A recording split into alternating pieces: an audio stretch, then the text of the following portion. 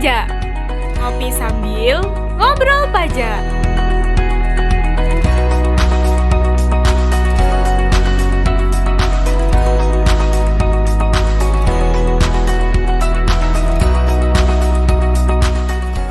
Assalamualaikum warahmatullahi wabarakatuh. Hai teman-teman semuanya. Gimana nih kabarnya? Semoga teman-teman semuanya dalam kondisi sehat dan selalu semangat. Oke, ketemu lagi nih dengan saya Nika Nusta Wijaya dari PT Cipta Sarana Cendekia di konten hari ini, yaitu Pijak Ngopi Sambil Ngobrol Pajak. Yeay.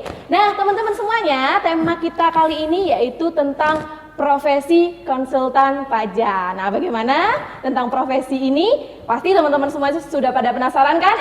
Tunggu dulu, saya kenalin dulu narasumber kita yang sudah hadir pada hari ini. Saya kenalin dulu yang pertama. Halo, Bapak Dr. Andes Agus Sambodo, SHM SHBKP. Bagaimana kabarnya, Pak? Alhamdulillah sehat, Mbak Niken. Semakin bugar ya, teman-teman semuanya ya. Amin. Yang kedua, teman-teman, saya kenalin ini masih sangat muda sekali. Halo, Kakak Nur Aziza Jamil. Saya panggil Kakak, nggak apa-apa ya? Oh iya, kita seumuran. Jadi lebih, iya seumuran. Bagaimana kabarnya, Alhamdulillah, Kakak? sehat-sehat, Mbak Niken. Nah, teman-teman pasti tidak asing lagi kan dengan narasumber kita yang satu ini. Yang pertama yaitu Bapak Dr. Andes Agus Sambodo, SH MSHBKB. Beliau adalah Managing Partner dari Kantor Konsultan Pajak Dr. Andes Agus Sambodo, SH MSHBKB dan rekan, sekaligus Ketua Ikatan Konsultan Pajak Indonesia Cabang Malang. Dan teman saya yang tadi yang masih sangat muda sekali, yang cantik sendiri nih, kita di sini yang ganteng sendiri berarti Pak Agus ya. Diapit oleh dua bidadari, Pak. Nah, jadi Kak Azizah di sini yaitu Kak Nur Azizah Jamil, betul ya? Iya, betul sekali. SHBKP. Nah, beliau ini adalah partner dari Kantor Konsultan Pajak Dr. Andes Agus Sambodo, SHM SHBKP dan rekan. Wow, semakin panas ini Pak saya. Jadi tema kita hari ini sangat menarik sekali teman-teman. Yuk kita bahas tentang profesi konsultan pajak. Jadi nanti kita ngobrol santai-santai dulu aja Pak ya. Ya, Oke. santai aja, Mbak. Nah, teman-teman saya mau tanya yang pertama ke siapa ya? Ke yang paling ganteng dulu aja ya, ke Pak Agus Sambodo. Boleh. Nah, Pak, sebenarnya apa sih profesi konsultan pajak ini? Ya Mbak Niken, terima kasih ya. Profesi konsultan pajak. Profesi ini memang masih belum banyak dikenal oleh masyarakat. Ya. Ya mungkin karena sosialisasinya dari asosiasi profesinya yang agak kurang, itu yang pertama. Yang kedua juga di kampus-kampus itu juga kayaknya nggak ada pengenalan tentang profesi ini. Padahal profesi ini peluangnya masih sangat terbuka lebar. Jadi profesi konsultan pajak ini adalah salah satu profesi, tentunya orang-orangnya adalah orang-orang profesional Ya. di bidang pajak. Dan bekerja ada standarnya, ada etikanya, ya, dan juga diatur dalam undang-undang perpajakan kita, ya, dan orang-orangnya tadi orang profesional, ya, dan mereka ini akan menjadi jembatan atau penghubung antara masyarakat wajib pajak dengan pihak Fiskes. Oke. Ya, jadi diharapkan konsultan pajak ini adalah pihak yang netral, yang membantu wajib pajak dalam rangka memenuhi kewajiban dan hak-haknya di bidang Perpajakan. Wah. Betul sekali. Sip, aduh bener-bener enak gitu ya didengar ya teman-teman semuanya. Yang kedua saya mau tanya sama Kak Aziza nih. Iya. Nah, kalau begitu Kak Aziza menurut Kakak siapa sih yang bisa jadi konsultan pajak? Nah, ini Mbak Niken ya. Jadi siapa aja yang bisa menjadi konsultan pajak? Ini semua orang pribadi. Nah, sepanjang dia bisa lulus USKP, Oke. nah ini bisa mendaftarkan diri untuk punya izin praktek menjadi konsultan pajak. Syarat-syaratnya apa aja? Ini nanti tertuang di PMK nomor 111 tahun 2014, Mbak Niken. Ya, satu, warga negara Indonesia. Oke. Ya, buktinya apa? Punya KTP dong. KTP Ya. pasti. Ya, Oke. pasti. Yang kedua, bertempat tinggal di Indonesia. Ya. Oke. Yang ketiga, tidak terikat dengan pekerjaan atau jabatan pemerintah atau BUMN atau BUMD. Jadi PNS ini nggak boleh ya Pak Agus ya jadi Nggak boleh, konsultan nanti ya? saya katakan independen, harus independen. Oh, betul. Nah, yang berikutnya adalah berkelakuan baik. Nah, buktinya apa kalau berkelakuan baik? Ayo, punya apa? Ayo teman-teman. Punya apa ya? Anda berkelakuan baik. Dibuktikan dengan surat keterangan dari instansi yang berwenang. Dalam hal ini kepolisian ya. Nah, yang berikutnya pasti memiliki NPWP Mbak Niken. Harus punya NPWP ya. Nah, selanjutnya menjadi anggota pada satu asosiasi konsultan pajak. Nah, jadi harus tergabung dalam salah satu asosiasi konsultan pajak. Dan yang terakhir pasti memiliki sertifikat konsultan pajak. Ini yang paling penting Mbak Yang Niken. paling penting ya, teman-teman. Iya. Nah, ini baru kita bisa menjadi seorang konsultan pajak yang terregistrasi, begitu ya Pak Agus Betul, ya? formal, betul. Ayo dicek teman-teman, sudah punya standarnya tadi nggak syarat-syaratnya? Oke. Nah, Pak Agus, Ya. bagaimana Pak di konsultan pajak ini? Apakah sudah diatur dalam undang-undang? Apakah ada wadah atau payung hukumnya sendiri, terutama di Indonesia? Ya, salah satu profesi yang belum mempunyai undang-undang, salah satunya adalah profesi konsultan pajak. Padahal ya tadi sangat strategis sekali perannya ya. Diharapkan bisa membantu masyarakat dalam rangka mengedukasi, ya, menyadarkan supaya patuh terhadap pajak dan ikut serta mengamankan penerimaan negara dari sektor pajak. Cuman sudah ada Mbak sebetulnya, jadi ada undang-undang tersendiri yang mengatur tentang pajak ini memang belum ada. Aturannya masih ini nyantol di undang-undang perpajakan. Terutama adalah undang-undang nomor 6 tahun 83 sebagaimana dirubah terakhir undang-undang KUP itu ya. Nomor 38 tahun 2017 kalau nggak salah ya. Ya Mbak Lisa ya. Ya, undang-undang KUP itu aja. Di sana ada pasal-pasal ya tentang konsultan pajak ini ya. Jadi ibaratnya konsultan pajak ini ya salah satu kakinya masih diatur oleh pemerintah begitu ya. Begitu. Ya, kita semua berharap nanti suatu saat nanti punya undang-undang sendiri ya. Belum pasti Pak ya berarti. Dan belum pasti ya, ini masih proses ya. Ya, selain di undang-undang KUP tadi, ada turunannya juga ya, ada PMK, Peraturan Menteri Keuangan tadi yang terakhir disebut oleh Mbak Aziza, PMK 111, PMK 111 ya. Oke. Sama ada SE-nya juga. Ya, jadi nanti konsultan pajak itu harus memenuhi persyaratan yang tadi disebut Mbak Aziza tadi ya. Itu. Jadi aturannya sekali lagi ada di undang-undang perpajakan kita. Oke, nah ini pasti sudah pada penasaran ya, itu gimana ya caranya jadi konsultan pajak? Saya mau tanya sama Kak Aziza ya, bagaimana nih Kak cara atau syaratnya agar menjadi konsultan pajak? Iya, kalau untuk syaratnya yang tadi ya, mulai dari punya KTP sampai yang terakhir itu adalah punya sertifikat ya, sertifikat izin praktik. Nah, sekarang kita bahas mengenai izin praktiknya berarti. Nah, gimana sih supaya kita bisa mendapatkan izin praktik tersebut? Nah, untuk berpraktik sebagai konsultan pajak, aturannya tetap ya di PMK nomor 111 tahun 2014. Nah, ini izin praktik tersebut diterbitkan oleh Direktur Jenderal Pajak. Nah, untuk bisa dapat izin praktek, kita harus lulus yang namanya ujian, gitu ya. Namanya adalah ujian sertifikasi konsultan pajak. USKP tadi ya. USKP singkatnya begitu. Ya mungkin bisa saya tambahkan sedikit ya. Kalau tadi pertanyaannya siapa yang bisa menjadi konsultan pajak ya? Syaratnya prinsipnya adalah S1 dari semua jurusan. S1 semua jurusan bisa. Seperti tadi disampaikan Mbak Cisa, asalkan lulus ujian sertifikasi konsultan pajak atau USKP. Ya, sertifikat dari USKP nanti namanya adalah sertifikat brevet atau sertifikat konsultan pajak tadi. Setelah dapat sertifikatnya nanti, baru dipakai untuk ngurus izin praktek. Kemana izinnya? Ya, ke Direktorat Jenderal Pajak, ya, di Kementerian Keuangan. Oke, wah. Semakin menarik teman-teman. Pak, sambil kita mau ngobrol-ngobrol lagi, silakan bisa dinikmati minum kopi. Kan pijak, ngopi sambil ngobrol. Pajak nggak lengkap kalau nggak ada kopinya dulu. Ini enak sekali, masih panas nih. Nikmat banget. Langsung fresh ya Pak ya. Nah, kemudian begini Pak, kita ketahui bahwa wajib pajak itu kan macam-macam Pak. Ada orang pribadi, ada badan. Nah, apakah konsultan pajak dapat menangani berbagai case wajib pajak tersebut Pak? Ya, konsultan pajak ini ada klasifikasinya begitu ya Mbak ya.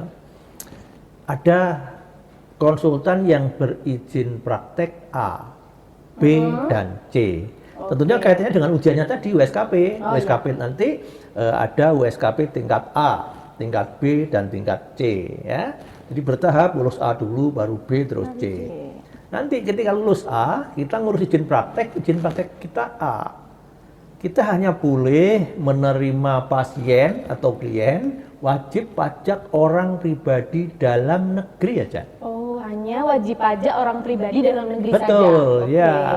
Kalau pengen naik, wah saya ini kok mau dapat klien badan dalam negeri, ya harus B minimal. Oh, gitu. Ya, ternyata perkembangannya, wah ini ada PMA mau masuk ke saya, ada orang asing mau jadi klien saya, ini sertifikatnya harus C, Pak. Oh, yang dari luar negeri gitu. Oh Pak, iya, ya? jadi wajib pajak itu subjek pajak itu ada dua kan, dalam negeri dan luar negeri. Jadi kalau udah C nanti ya tingkatannya dia sudah bisa menerima klien apapun, siapapun dia bisa. Ya, kemudian kalau begitu sebagai konsultan pajak, ilmu apa saja Pak yang harus didalami selain di bidang perpajakan itu sendiri? Ya utamanya pajak ya. Pajak. Utamanya pajak. Ya. Konsultan pajak harus memahami, saya kira ya semua ilmu yang terkait dengan entitas bisnis selain pajak ya. Di sana nanti ada akuntansi mutlak ya. Sekali lagi, kalau kita mau menekuni profesi di bidang pajak ini, kita harus memahami akuntansi. Karena sebagian besar pajak atau PPh nanti di akhir tahun akan dihitung dasarnya pembukuan, laba rugi atau akuntansi. Jadi tidak hanya laba rugi, neraca dan semua laporan keuangan itu pastinya akan kaitannya dengan pajak. Apalagi kalau ketika kita diuji kepatuhan kita, maka semuanya akan bicara nanti laporan keuangan ini. Sehingga sekali lagi saya tegaskan, mutlak konsultan pajak harus paham juga tentang akuntansi. Selain akuntansi apa? Manajemen keuangan. Manajemen keuangan. Kaitannya dengan manajemen pajak. Ya, karena manajemen pajak ini kaitannya dengan manajemen keuangan juga, ya. Dan ada juga ini karakteristik bisnis. Ya, kita harus bisa paham. Oh, ini ada klien yang mau masuk. Bidang usahanya apa? Ya, katakanlah industri tekstil. Kita harus paham tentang karakteristiknya apa. Oh, ini perusahaan real estate misalkan. Kita harus paham apa karakteristiknya. Dan tidak kalah pentingnya juga Mbak Niken adalah ini hukum komersial. Oke. Ya, atau di dalam perkuliahan dulu disebut aspek hukum dalam bisnis. Hukum bisnis. Hukum bisnis. Ya. Ini kaitannya dengan bentuk-bentuk badan. Badan usaha. Ya. Badan usaha itu ada yang badan hukum, ada yang non badan hukum. Kita harus pahami semua itu. Karena nanti kaitannya bagaimana kalau aspek pajaknya ketika kita dapat klien, katakanlah CV misalkan. CV nanti ya ada karakteristiknya sendiri yang harus kita pahami juga.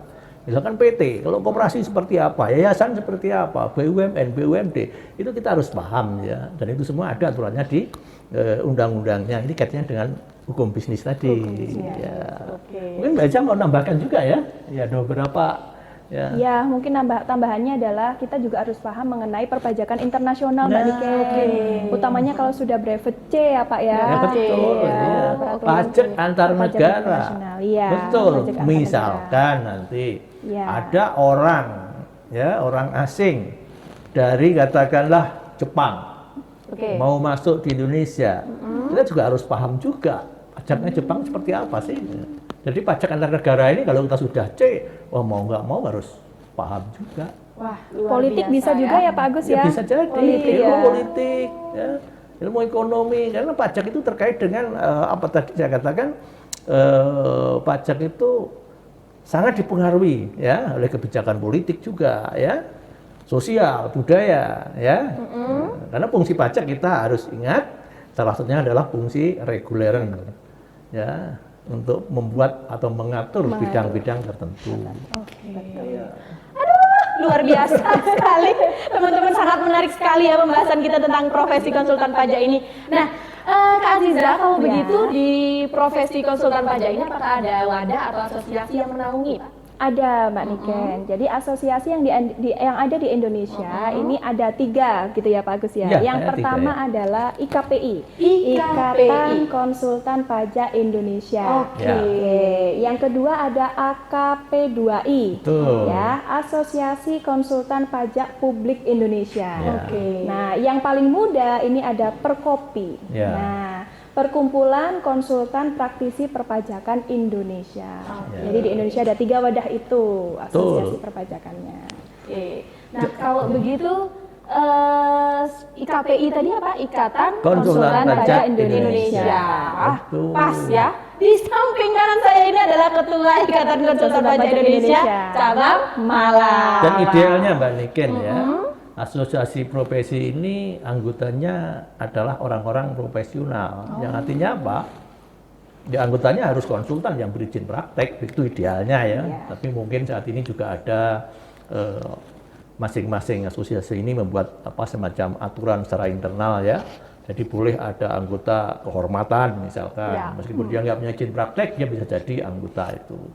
Ya, itu masing-masing ada di ADART-nya perkumpulan tadi atau asosiasi tadi ya. Dan yang paling tua itu IKPI. IKPI paling tua. Ya. Wah, seru sekali teman-teman sekalian. Nah, Pak Agus, kalau kita melihat dari jumlah nih Pak ya, bicara jumlah, kira-kira berapa Pak jumlah wajib pajak di Indonesia dan apakah sebanding sama jumlah konsultan pajaknya Pak? Jumlah secara pasti mungkin nanti Mbak Aziza ada datanya ya. Tapi yang jelas saya sebagai Ketua IKPI Cabang Malang, di Malang Cabang Malang ini yang wilayahnya mulai dari Banyuwangi sampai Kalisenan Kediri, itu kurang lebih sekarang itu anggota kita itu 80. Wah. Secara nasional mungkin sekarang mendekati 5.000. Ya, itu kalau dibandingkan dengan jumlah wajib pajak yang dari tahun ke tahun selalu berkembang, selalu bertambah, itu sangat tidak sebanding. Berapa Mbak Aziza? Jadi data terakhir 2019 nih Mbak Niken ya, ada 42 juta wajib pajak. Sedangkan konsultan pajak hanya 5.025. Tidak sebanding ya. Nah, penduduk Indonesia ada berapa? 250 juta. Jeng jeng jeng. Berarti perbandingannya kira-kira satu wajib pajak ini kalau dibandingkan dengan jumlah konsultan, mungkin antara satu konsultan sekitar hampir 10.000 ya. Iya, 800 sampai 1.000. 1.000 wajib pajak, jumlahnya nggak sebanding. Dan konsultan pajak yang formal ini Mbak Niken, itu di daerah-daerah masih langka. Masih langka. Bahkan ada kabupaten kota yang sama sekali dia nggak ada konsultan pajak. Ya. Ini masih peluang yang sangat terbuka lebar bagi teman-teman, khususnya yang mau menekuni profesi ini, karena nanti kemarin saya jelaskan juga pajak saat ini seperti apa ya, di episode yang pertama. Pajak akan semakin agresif, semakin transparan, ya, dan nanti uji kepatuhan ini akan terus digalakkan. Mau nggak mau, wajib pajak harus mempunyai tenaga handal di bidang pajak, atau dia akan meng-hire konsultan pajak untuk membantu yang menyelesaikan permasalahan di bidang pajaknya. Oke, wah, benar-benar peluang ini ya buat teman-teman semua yang cita-citanya nih menjadi konsultan pajak. Oke, bagaimana idealnya profesi konsultan pajak ke depannya nih Pak? Ya, nanti Mbak Aziza bisa menambahkan. Yang pertama tadi, konsultan pajak di seluruh negeri ini berharap ada payung hukum. Karena posisinya yang sangat strategis tadi itu harus dilindungi oleh undang-undang tersendiri. Ya, ini harapan kita bersama dan mudah-mudahan ya teman-teman dari IKPI, masyarakat juga akan mendukung adanya undang-undang ini. Pengacara aja punya undang-undang, akuntan publik punya undang-undang, notaris punya undang-undang, ya. Konsultan pajak belum. Ya.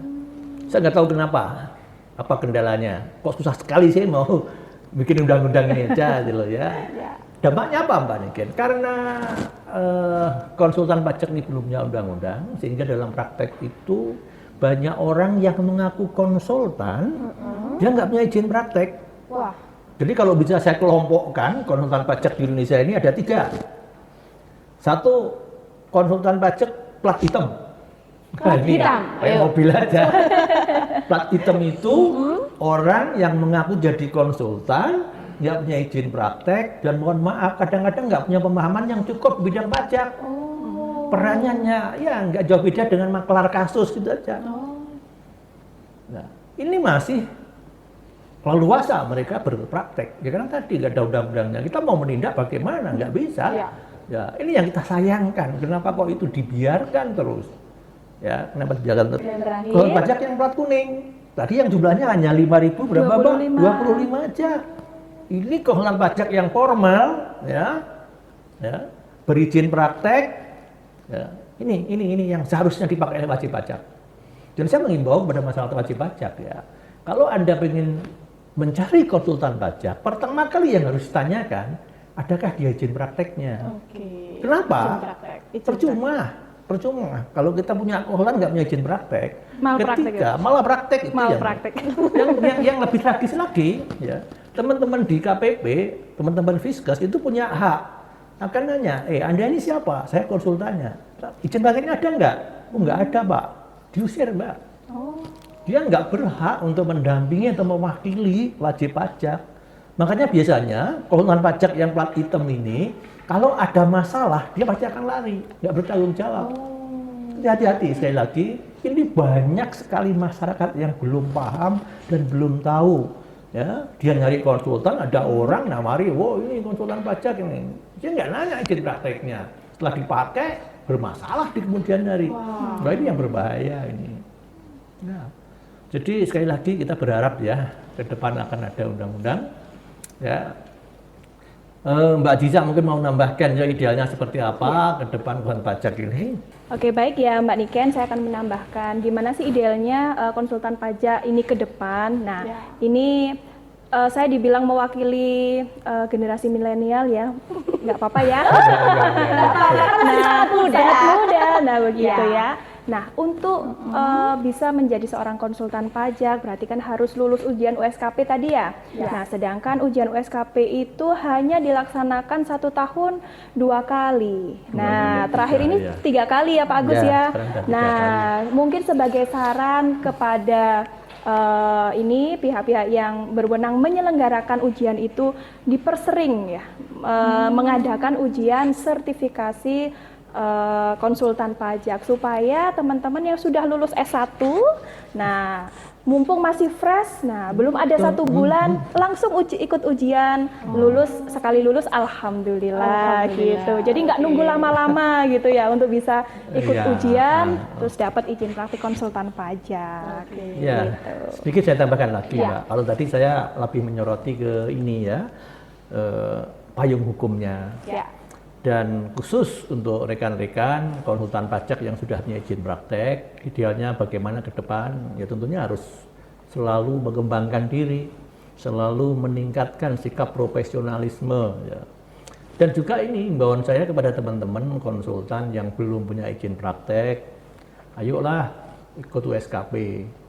Ya, setelah lulus USKP nanti kan berarti menjadi konsultan yang formal. Ya.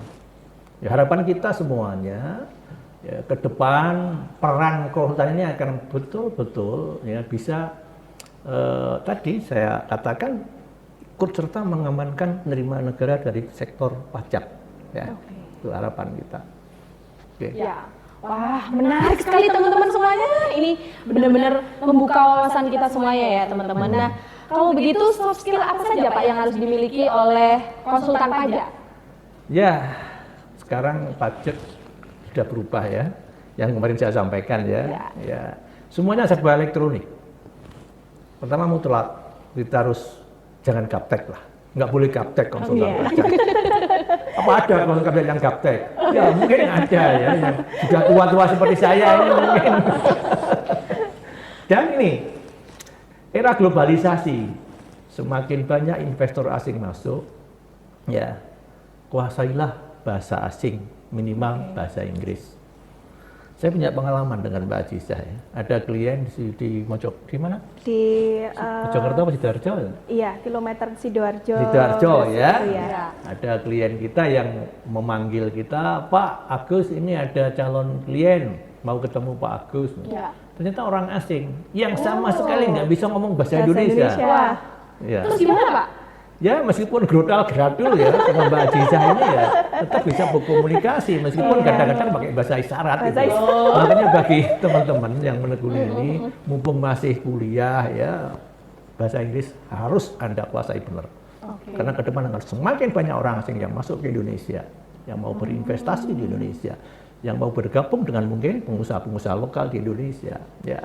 Dan ini juga penting, pajak itu aturannya kan banyak, selalu berkembang Mbak Niken ya. Ini harus bisa memahami aturan dengan cepat. Ya. Harus bisa memahami dengan cepat, mengatur tentang apa, bagaimana, siapa yang terkait dengan aturan ini, itu harus segera bisa dipahami. Ya. Tuh. Dan juga ini, wajib pajak itu kan, ya kayaknya juga nggak ikhlas gitu ya, bayar pajak gitu ya dalam kondisi ini. Dan kadang-kadang kalau bicara pajak itu emosinya dulu yang keluar itu. Ya, wah, gede men bagus. Nah ini kita harus bisa ya mengikuti irama emosinya klien wajib pajak ya. Ya, kita harus ya pelan-pelan sadarkan mereka ya. Dan ini pengalaman saya sangat menarik mungkin ya bagi teman-teman. Ya, menyadarkan wajib pajak untuk mau membayar pajak sesuai apa adanya itu memang nggak semudah membalik tangannya. Yang biasanya duluannya segini, pelan-pelan kita sadarkan ya. Kita isi pajak itu nanti seperti apa, sanksinya apa. Lambat laun mereka mau dan mau terbuka. Ini ya. Ini yang dan ini sifat dasar seorang konsultan yang harus dimiliki. Yang kita jual itu kan jasa. Trust, kepercayaan. Orang percaya dengan kita kalau mereka tahu tentang kita. Bagaimana kita bisa memasarkan diri kita, ya? Meyakinkan mereka. Ya. Kalau sudah kita dipercaya, ya tentunya jangan mengecewakan mereka. Jadi sifat profesionalisme bagi seorang konsultan itu harus betul-betul dipegang. Ya, harus betul dipegang. Kalau enggak, mereka kecewa, pasti akan beritahu ke 100 temannya. Jangan pakai si A. Tapi kalau mereka puas, dia pasti akan membawa 100 temannya untuk bergabung dengan kita. Ini yang mungkin harus kita punyai ya, sifat dasar seperti ini. Kalau begitu, jasa-jasa di bidang apa saja Pak yang diberikan oleh seorang konsultan pajak? Ya, mungkin Mbak Ajizah bisa menambahkan jasanya apa saja kira-kira? Ya, jadi konsultan pajak itu ada beberapa jasa yang bisa diberikan. Yang pertama tax planning Mbak Niken, ya, perencanaan pajak gitu. Jadi bukan berarti dengan menggunakan konsultan pajak itu bisa membayar pajak semurah mungkin, bukan ya. Tapi kita memberikan tax plan, jadi perencanaan pajak, bagaimana supaya perusahaan tersebut bisa memenuhi kewajiban perpajakannya yang seefisien mungkin, ya. Tanpa melanggar aturan. Betul, tanpa melanggar aturan. Keren lah. Oke, yang kedua ada tax review Mbak Niken. Tax review. Ya, itu seperti apa? Jadi konsultan pajak ini bisa memberikan jasa mereview ya. Jadi memberikan penilaian ulang mengenai kewajiban perpajakan yang sudah dilaksanakan oleh wajib pajak tahun-tahun yang lalu. Nah, siapa tahu ada yang belum dibayar, disetor, dilapor sesuai dengan ketentuan. Begitu. Yang berikutnya ada di tax administration Mbak Niken. Nah, jadi ada juga jasa administrasi perpajakan. Jadi kita bisa memberikan jasa untuk melaporkan SPT misalnya gitu. Oke, Mbak Niken, saya tambahkan tentang jasa yang bisa dijual oleh konsultan pajak kepada masyarakat wajib pajak ya. Tadi Mbak Jas sudah menjelaskan panjang lebar. Ada satu lagi yang ini peluangnya juga sangat terbuka lebar ya. Apa yang namanya tax litigation atau tax objection ya. Ini jasa di bidang perpajakan utamanya ketika wajib pajak diuji kepatuhannya ya. oleh Fiskes. Biasanya mereka nggak pede menghadapi tim pemeriksa ini. Ya, mereka bisa menguasakan kepada konsultan. Ya, bisa minta bantuan konsultan untuk mewakili ya, ketika kita berhadapan dengan Fiskes. Dan ketika kasus pajak ini tidak selesai di Fiskes, di DJP sampai nanti tingkatan keberatan, ya tentunya wajib pajak punya hak untuk banding ke pengadilan pajak. Ketika di pengadilan pajak, kita pun bisa menjadi kuasa hukumnya. Ini luar biasa, seperti pengacara itu ya, di pengadilan kita mewakili wajib pajak atau mendampingi wajib pajak. Ya, dan ini ada izin khususnya. Izin khususnya, mereka atau kuasa hukum yang mewakili ini tentunya selain memahami masalah hukum pajak juga masalah teknis bagaimana menghitung pajak dan accounting-nya juga, Pak. Karena nanti ketika kita di sana pasti akan debat dengan lawan kita, ya. Dan ini ternyata peluangnya terbuka lebar karena teman-teman konsultan itu justru sekarang itu banyak yang memilih, wah saya akan menekuni ini aja lah. Kalau ada kasus-kasus di pengadilan pajak gitu. Ya. Satu lagi mungkin ini mirip-mirip dengan tadi yang namanya tax review tadi ya. Ada tax compliance. Tax compliance itu kita bisa menilai sampai sejauh mana sih tingkat kepatuhannya. Agak sedikit beda dengan tax review. Kalau tax review itu biasanya kita diminta oleh si internal perusahaan ya, oleh manajemen perusahaan. Pak, tolong direview masih ada lubang-lubangnya enggak di bidang pajak perusahaan saya. Kalau tax compliance ini biasanya kita diminta yang minta itu justru orang yang mau misalkan mengambil alih atau mau investasi di perusahaan ini. Sehingga kita diminta oleh mereka supaya tolonglah dievaluasi kepatuhannya seperti apa. Ini memang mirip-mirip ya, pekerjaannya mirip-mirip dengan tax review Mbak Ciza. Yeah. Dan juga tax research, penelitian di bidang pajak ketika kita mau mengembangkan bisnis kita ya kita akibat pajaknya seperti apa yang bisa kita jelaskan juga di sana. Ya. Wow, teman-teman saya di sini memang keren-keren sekali teman-teman semuanya. Nah, terakhir nih dari Pak Agus sama Kak Aziza bisa memberikan saran buat teman-teman atau subscriber kita yang mungkin SMK, SMA, teman-teman yang lagi kuliah, yang sudah lulus, baru lulus, fresh graduate dan sebagainya. Gimana nih Pak agar mereka nanti misalnya ingin menekuni menjadi profesi konsultan pajak? Mbak Ciza dulu aja. Oke, silakan. Iya. Baik, terima kasih Mbak Niken. Jadi untuk teman-teman subscribernya PT Cipta Sarana Cendekia, nah jika Anda bingung masa depan Anda ada di mana, maka jadilah konsultan pajak. Karena apa? Peluangnya masih terbuka lebar di dunia usaha. Tetap rajin untuk selalu belajar peraturan perpajakan, tetap selalu berdoa supaya bisa mendapatkan izin praktik. Iya. Gitu. Oke. Kalau dari Pak Agus? Ya, saya dulu waktu kuliah Mbak ya, waktu masuk pertama kuliah itu yang saya sayangkan. Dan itu sampai sekarang budaya itu tetap ada.